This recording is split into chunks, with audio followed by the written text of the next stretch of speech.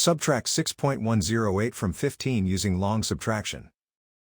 Line up the decimal points in the same column. Add placeholder zeros so both numbers have the same number of decimal places. We work from right to left and finish one column before moving to the next. In the thousandths column, 0 is less than 8, so we need to borrow. Borrow 1 from the ones column. 5 becomes 4. Carry the borrow through 2 zeros. Each cross 0 becomes 9. The 0 in the thousandths column becomes 10. In the thousandths column, 10 minus 8 is 2. In the hundredths column, 9 minus 0 is 9. In the tenths column, 9 minus 1 is 8. In the ones column, 4 is less than 6, so we need to borrow.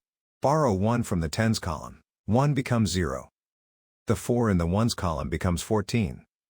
In the ones column, 14 minus 6 is 8. Bring down 0 in the tens column. Bring the decimal point straight down into the answer. The final result is 8.892.